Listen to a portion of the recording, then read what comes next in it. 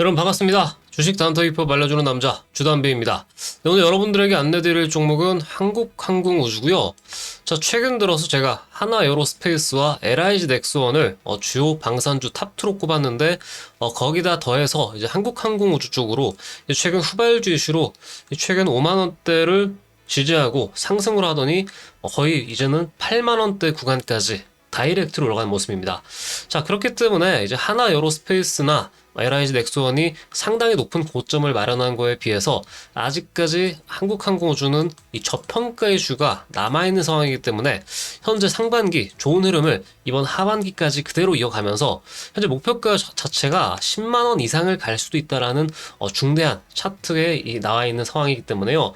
이 부분에 중점 맞추어서 한국항공우주 현재 어떠한 이슈를 갖고 있고 또 앞으로 주가 상승에 대한 중요한 모멘텀이 있는지 상세하게 짚어보도록 하겠습니다. 자, 일단 한국항공우주 일단 기술적 차트 관점에서는 이따가 좀 자세하게 알아보도록 할 거고요. 내용적인 측면 일단 먼저 살펴보도록 할게요. 자, 한국항공우주의 경우는 이 항공기나 이 우주선, 위성체, 이 발사체 등 이 전체적으로 항공우주 관련된 이 사업 부분들을 영위하면서 1990년대, 99년도에 설립이 됐습니다. 이제 창립한 지 이제 한 25년 주차가 되는 상황인 만큼 기술력적인 측면에서는 우리나라에서 압도적으로 좋은 기술을 갖고 있다. 이렇게 볼 수 있겠고요.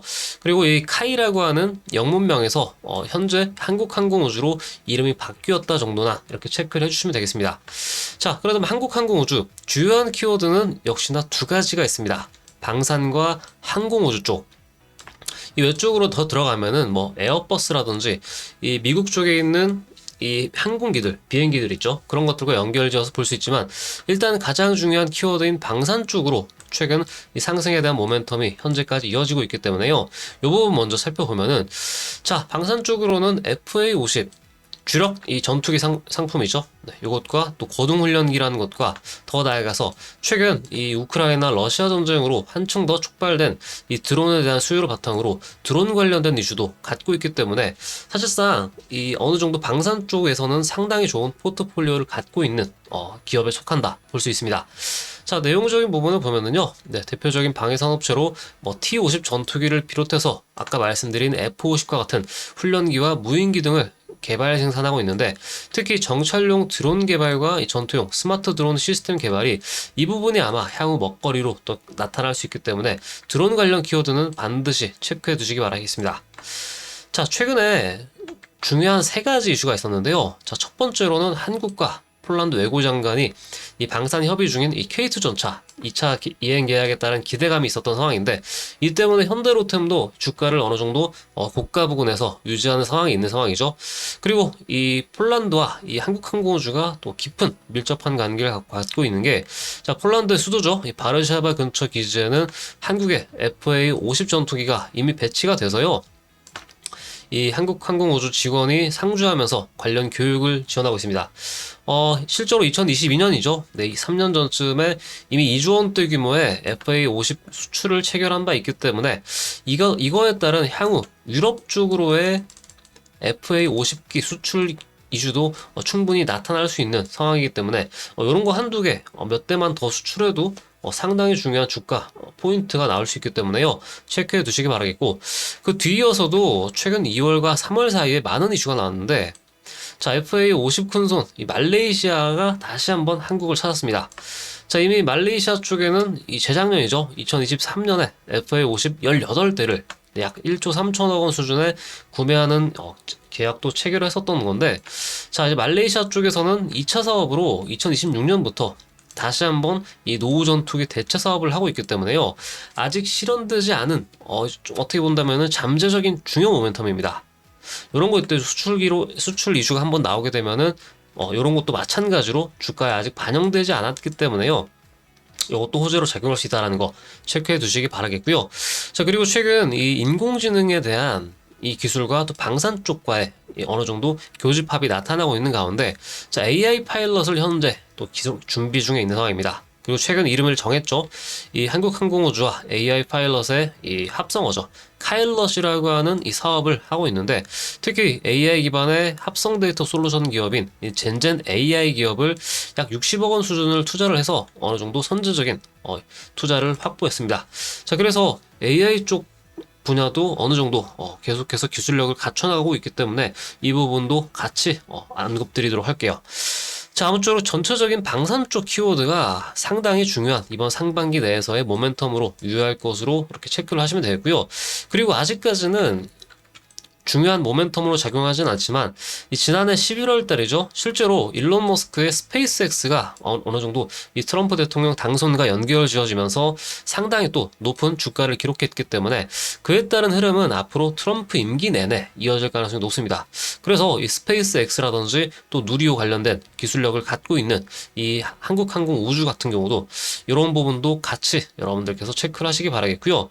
내용을 살펴보면은 이 항공기 부품 제조업체로 이 중대형 인공위성 개발을 현재 하고 있는 상황입니다. 아리랑 위성이라든지 정지궤도 복합 위성 등 실질적으로 항공우주 관련된 기술력을 갖고 있는 상황에서, 그리고 누리호도 최근 좀 잠잠한 소식이긴 한데 2026년 그리고 올해부터 어느 정도 조금 굵직굵직한 누리호 관련된 프로젝트도 진행될 예정이기 때문에 이 부분은 아마 이번 올해 하반기쯤에 조금 중요한 모멘텀으로 나타날 가능성이 높기 때문에 이것도 같이 여러분들께서 알아두시면 되겠습니다.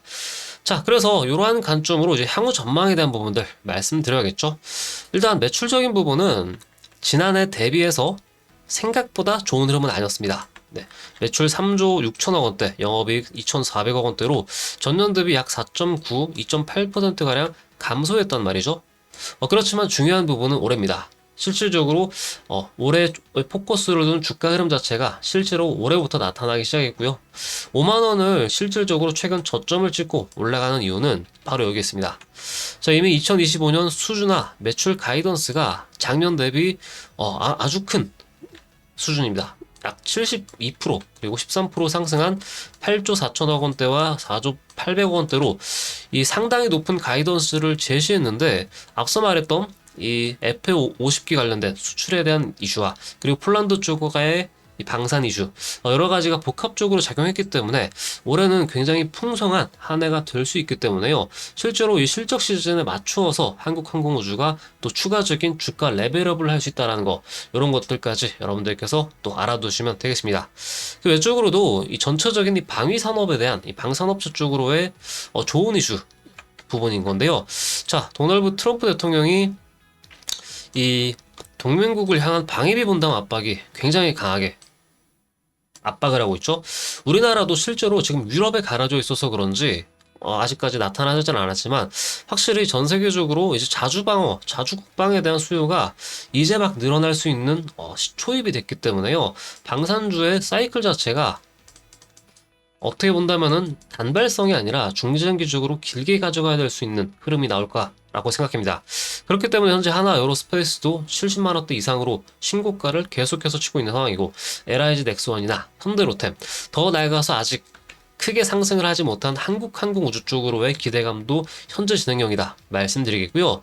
그리고 실제로 최근 미국과 우크라이나 정상회담 쪽이 약간 파행적으로 끝났죠. 물론 젤렌스키 대통령이 약간은 이제 한 수 접어주는 그런 판단을 하면서 약간은 일단락 되긴 했지만, 유럽 쪽은 지금 굉장히 높은 방산 쪽으로의 어떤 돈을 쓰려고 준비를 하고 있기 때문에 굉장히 중요한 기회가 한국항공우주 쪽으로 올해 들어오지 않을까 싶습니다. 자, 그리고 좀 기술적인 관점인 건데요. 자, 밸류에이션 측면에서 저평가 이슈 지속. 사실 이 한국항공우주가 지금 빛날 수밖에 없는 중요한 위치에 있기 때문에 그렇습니다. 자, 하나 에어로스페이스가 6배가 오를 때 아직까지 약 2배 정도밖에 오르지 않은 게 바로 한국항공우주입니다. 이런 부분을 조금 참고해야 되는데, 물론 이 후발주기 때문에, 그러니까 대장주인 하나 에어로스페이스에 비해서는 약간 덜 오른 건 맞지만, 이 기세 자체가 계속해서 이어진다면은 후발주 쪽으로 시간이 가면 갈수록 또 큰 힘을 받는 것이 또 이 시장의 논리이기 때문에요. 이 부분을 감안해 본다면은 이 구체적으로 이 방산 섹터의 현준 평균 그러니까 주가순이익 비율이죠. 퍼가 42배인 것을 감안해 봤을 때 현재 하나 에어로스페이스는 70만 원대로 56배 정도 고평가 구간에 들어 있습니다. 그런데 한국항공우주는 아직 퍼 자체가요, 업계 평균인 42배보다 훨씬 하회하는 26배 수준밖에 되지 않기 때문에, 만약에 이미 이 평균 펄을 어느 정도 기록한다라고 한다면은 주가는 이미 10만 원대 구간까지 올라갈 수 있는 그러한 상황이 되기 때문에요. 만약 현재 저평가 구간만 해소하게 된다면은 저는 10만 원 가격대 뭐 그렇게 어려운 가격은 아니라고 봅니다. 현재 시점 기준으로는 주가 흐름으로 봤을 때 한 이제 몇 프로 남았습니까? 한 30% 정도 안팎으로 남았다라는 관점으로 보면 되겠는데요. 현재 구간에서는 한 30% 안팎으로 남아있는 시점이기 때문에 이러한 저평가 이슈 해소할 수 있는지 여부 체크하시기 바라겠고, 그리고 마지막으로 이제 무역 관세 관련된 전쟁 이슈가 현재 불거지고 있는 게 이 주식시장의 가장 큰 화제인데, 이 방산 쪽으로는 우리가 미국 쪽을 대상으로 수출을 하기보다는 유럽이라든지 이 어떤 아시아 쪽 이쪽으로 집중되어 있는 이 수요처가 발생하기 때문에요. 이 미국 쪽이 걸고 있는 이 무역 장세, 이런 무역 관세 쪽과는 약간 별개이기 때문에 오히려 이러한 이 대외적인 악재 쪽에서는 자유롭다. 요 정도로만 여러분들이 좀 체크를 하시면 되겠습니다. 자, 그래서 이러한 관점에서 본다면은 이 최근 한국항공우주의 주가 흐름 자체가 어느 정도 이해된다라고 볼 수 있겠고요. 자, 그렇다면 매출 추이 살펴보면서 마지막으로 기술적 분석 알아보도록 할게요. 자, 일단 실적 관점에서는 아까 말씀드렸다시피 이 올해 그리고 지난해죠. 네, 지난해의 경우는 어느 정도 매출이라든지 이런 부분이 소폭 감소했던 부분은 있지만 정작 중요한 부분은 2025년이다 라고 말씀을 드렸습니다. 실제로 2023년도가 매출액과 영업이익이 거의 최근래 최대치였는데, 이 당시에 이 FA 50기가 이 전투기죠. 이게 상당히 높은 수출 기록을 달성했기 때문에 이에 따른 영업이익과 매출액이 나타날 건데, 이번 구간에 들어서는 어느 정도 올해와 내년쯤이 되겠죠. 아마 올해와 내년쯤에 FA50에 대한 수출 이슈가 어느 정도 큰 매출 규모 관점에서는 비중을 차지할 것으로 보고 있기 때문에 올해 들어서의 이 수출 이슈 그거에 맞추어서 아마 실적 추이가 좀 크게 나타날 것으로 예상하니까요. 이런 것들은 매 실적 분기마다 어느 정도 중요한 호재가 될 것으로 보입니다. 자, 그러한 관점에서 이제 기술적 분석에서 관점에서 한국항공우주를 봐야겠는데요.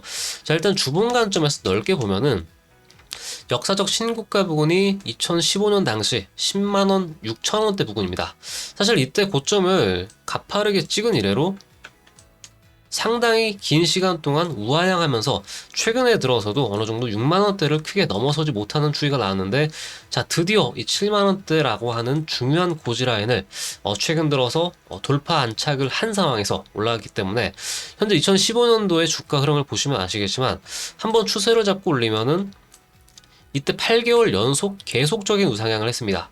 현재 2025년 들어서의 상승 추이도 굉장히 가파르면서 이 당시 느낌이 드는 듯한 그런 데칼코마니 느낌의 비슷한 흐름이 나타나고 있기 때문에 지금 추세 자체가 굉장히 가파르고, 아까 말씀드렸던 방산주 쪽으로의 우호적인 환경 자체가 한국 항공우주 쪽으로 굉장히 유리한 주가 흐름을 만들 것으로 보고 있고요.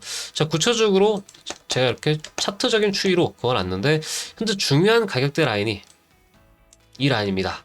결과적으로 이때 당시에 고점 부근을 뚫고 안착을 한 상황이죠. 그렇기 때문에 현재 제가 중요하게 보고 있는 가격대 라인은 이 7만원대 가격 라인은 굉장히 중요한 현재로서 추세적인 지지대 구간이기 때문에요.